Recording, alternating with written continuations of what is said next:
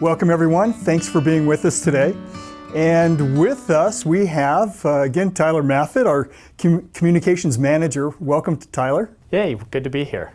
So there's a lot going on in the city, a lot of updates and some new tools for our residents. So what are we going to talk about today? We're going to talk about several things today. First and foremost, we're going to talk a little bit about city social media. After that, we're going to be talking about a new service that the city is going to be offering through its resident volunteer portal. And then we'll get into some stuff that's happening a little later this week, just some fall community cleanup stuff. Okay, very good. So you mentioned social media, so what's happening there? Yeah, so nothing new in particular, but I'm really hoping that over the last several months that residents have noticed some changes.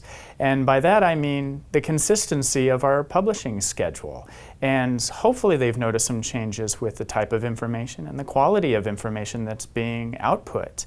It is so easy in this day and age to get information that is confusing and is difficult to access and makes you really question what the truth is. And we're really hoping here in the city to make our social media pages, and so that includes Facebook, Twitter, Instagram, our YouTube page, and even our emergency alert system, to make it a one-stop shop where folks can get everything that they need about city government and hopefully, with respect to certain rules, information going on in the community.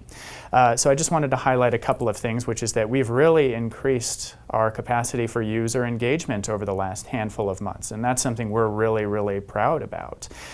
So I already mentioned the increased quantity of content, but I also feel that residents are really respecting just qualitatively what it is we're doing, not only through our social media pages, but also in our newsletter, where we are putting out some really, really great content about things that happen with the city, things that happen in nature, things that happen with local elected leaders. It's all really, really high quality content, and if residents aren't taking advantage of it now, they absolutely should be. I really think it's great content, and yeah, I hope that our residents are taking advantage of it because it's a great opportunity, and we definitely welcome and encourage feedback there too. We want that complete engagement to make sure that we are providing a full, complete, in-depth service there. When we are really listening to what the public is saying at any one moment, it allows the city government to function so much more smoothly. But not only that, it allows us to make such better decisions. Obviously, it's not a 100% land if the public requests something, but it does weigh in our decisions. And it does help us really, really guide what happens in the city day to day, week to week, or even month to month. This is really a temperature gauge, and so we really, really value it. Great. Yes, no, it sounds perfect. Mm-hmm. So what else is happening? So I wanted to talk a little bit about a new service that the city is offering through its website, which is eaglemountaincity.com, if you're not already familiar. So we really like to attract problem solving through what we call the resident portal, which is a button we provide on our city homepage about halfway down that main page. There you can find ways to issue complaints, solve problems, report code violations, handle utility billing matters, and all sorts of things. This is really just a dashboard of where folks can interact with their city government in an efficient way. Yeah, I really love that because I think it's a very great attempt to make it as easy and as painless and as seamless as possible in getting right to what a resident needs. Absolutely. And so, keeping with that idea, we wanted to add a button where folks can really get engaged with some of the things the city is offering. So if you click through the resident portal, you're going to find a button that we just refer to as volunteer opportunities. I guess its informal name is the volunteer portal. And what this has done is it's really compiled all of the volunteer opportunities we offer through the city government into one easy to use location. So this is going to be volunteer opportunities through our city events, community cleanups that take place in the spring and the fall every year. Also opportunities to sit on our city boards if you're interested in getting involved civically, or if you're just interested in contributing to our public library or our recreation department here through parks. That's another great way to get involved. It's easy to use and it's really, really convenient for folks. It really is, all the work of our volunteers, the energy of our volunteers that really create a special environment in Eagle Mountain and really make a big difference. We know from studies that volunteering in your community improves physical health. It can improve your emotional wellness and just mental health. But having a space through city government where folks can volunteer and get involved and engaged, this helps us with our city quality of life rankings. There is not a downside to this, and we're really hoping folks take advantage of this in the coming months and in the coming years.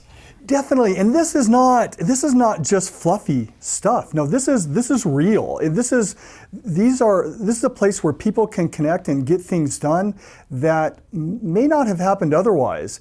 It even makes a difference in our economic development because businesses see that kind of engagement. That's what they want to see. They want to see a healthy community where the residents are engaged and the city government and residents are working together to improve that quality of life. And so that it has long-lasting and widespread positive impact. Business owners and business leaders and decision makers want a community that's informed, that's engaged, and that cares. Nobody wants to be in a place where the opposite is happening, and we have that here, and we're looking to enhance that through this portal. Wonderful. I'm excited and looking forward to feedback on those personal experiences and those personal stories of how well it worked and what happened as a result. So we'll look forward to that. What else? Later this week, we have something that folks in the community should really look forward to, which is our fall community cleanup. For most people, they're going to be interested in the dumpsters that we're going to be offering at Corey Wright Park. So those dumpsters will be available starting at 4 p.m. in the afternoon on September 16th. So that will run from 4 until 8 p.m. So the 16th through the 19th, on the subsequent days from the 16th, it will run from 8 a.m. until 8 p.m. So we will have folks ready to guide folks through the dump sites and really make an assessment of what can be dumped and what cannot. So general yard waste, light household items. These are all things we're happy to take. Oversized furniture, other items that might be considered hazardous to the environment, we're happy to give you a dump pass to the Intermountain Regional Landfill in Fairfield, and you can take those products out there and dispose of them that way. So this is going to be an easy and convenient way to clean out some things that maybe you've been putting off and just get it out of your property. Right, yeah, whether it's at home or even, occasionally we see a little clutter around the city, and so we hope to get everything cleaned up and looking good, ready for fall, and so we can continue to take pride in our city. With that, folks may be interested in a volunteer opportunity, which pairs with something we were talking about just a moment ago. So the Fall Community Cleanup is not just the dump sites at Wright Park, but on September 18th, which is a Saturday from 10 until noon, folks can come and volunteer. So that's going to include several different projects, general trash pickup throughout the community. I know there's some fence painting going on in the ranches area, filling up sandbags in case of emergency situations. These are all things folks can sign up for. We do ask you, just so we can take stock of who's going to be showing up, to fill out a quick information item, and you can find that through the volunteer portal and make it nice and easy. But it's from 10 to noon on Saturday, September 18th, so we're really hoping folks come out and see that. Wonderful. I know I'll be jumping on there and filling out a form as well, spending some time. It should be a fun, very productive activity and day, so we'll look forward to that. Anything else happening? On Saturday, also, we are kind of wrapping up this time of service in across the nation, I suppose, but specifically in this community, and we're hoping to do it in a really fun, family-friendly way. So we're hosting a movie in the park. It'll be at Silver Lake Amphitheater starting at 8 p.m. We are showing a goofy movie, so like I said, it should be a lot of fun for the whole family. If you've never been to one, it should be a really good time. It's supposed to be beautiful weather. Yeah, the whole drive-in setting is a bit nostalgic and just a fun change-up. Absolutely, and so if you haven't been, definitely you will want to be there. Wonderful.